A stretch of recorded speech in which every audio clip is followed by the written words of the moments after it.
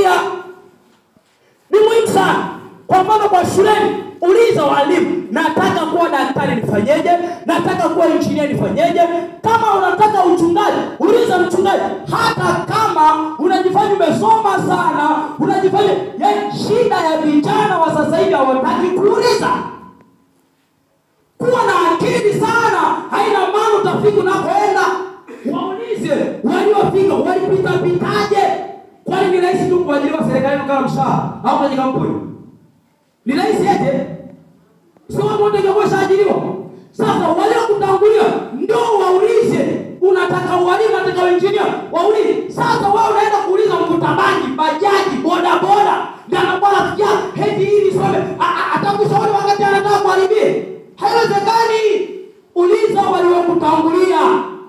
Sio unagangaa tu na zezeta tu limegangaa tu pale. Halitaka hata kusoma, halitaki shule, nilishaacha shule. Shoga yangu vipi? Hivi shule sielewi. Wangapi wameajiriwa? Achana na shule wewe. Takufa maskini. Eti. Kumbuka tulikotoka, unapoteza maarifa na ujuzi ambavyo Mungu ameweka ndani yako. Bwana Yesu asifiwe sana. Kuuliza wale kutangulia. Hasa vijana wengi sasa hivi ni wahubiri. Hata yeye hapa, si mnamchungaji? Kwa hapa napiga kote. Bwana Yesu asifiwe sana.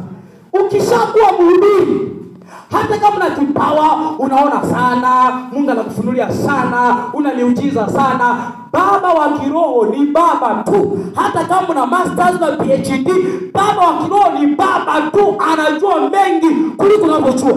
Tatizo vijana wale wakishaanza kuhubiri, akatoa pepo 2-3, anabadilisha na sauti. Bwana Yesu asifiwe. Haleluya. Ndio wao na maono. Hajawahi kulelewa. Mara huyo kesho kutwa mimi na maono, naenda Dar es Salaam kufungua huduma, mara chumvi, mara mafuta, mara mataka. Sasa uliza wale kutangulia walikuwa wanatumia matakataka. Sauna huduma, sauna kipawa, lakini uliza tunaanzaje huduma? Utaratibu unakuaje? Yaani kama ni kwenye Pentecost tunatumikaje? Kwa heshima baba zenu wa kiroho, uwe form 6, uwe chuo, uwe form 2, unakajua na Kiingereza ka good morning, it's okay. Lakini respect your father, respect your pastor, respect your teacher. Ukijiona uko juu, utashuka chini kama papai. After Bwana Yesu asifiwe sana. Lakini pia kagua hali na tabia zako. Kagua hali na tabia zako na uwezo ambao Mungu amekupa. Kagua hali na tabia zako na uwezo ambao Mungu amekupa. Bwana Yesu asifiwe sana. Kwa ukisha kagua hali yako na Mungu amekupa, yani hatufanani. Yani hata tungeitwa kundi la wachungaji 1000, aisha hatufanani. Hata tungeitwa waombaji 1000, tukaanza kupiga maombi. Jamani, kuna watu wanajua kuomba. Mimi nashukuru na hudhuria makongamano mengi. Wewe ukajifanya unajua kuomba, kumbe hujui. Yani kuna kajitu kakiinama hapa. Yani hapo anafanya matengenezo na Mungu. Karibu nusu saa hajaanza kuomba. Yasa wewe hapo nishana ndo unaishirizia, ndo wenzako kwanza anatengeneza. Alafu akija tu kumshukuru Mungu saa nzima. Wewe ndo kwanza unasema baba katika jina la Yesu. Unaangalia katika jina la Yesu. Ndio nawaambia kwa sababu maana msia mkaichukia. Anaanza Mbona kishaachia hapo? Mbona sasa sana? Mwenzako saa nzima imepita. Ndio kwanza sasa naingia kuomba. Akitoka hapo ni jitu jingine.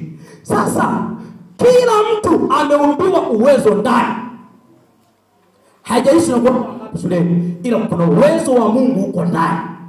Na yeyote aliyezaliwa ungekulisha kufa.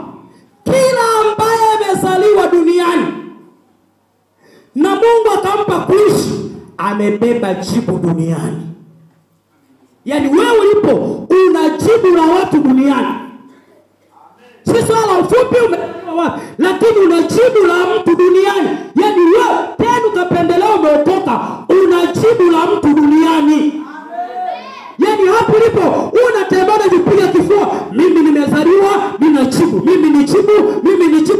kabisa mimi ni jibu la Tanzania. Na ndio maana Kaseta Tayomi kama jibu la Mungu, hatuhitaji mafarakano, hatuhitaji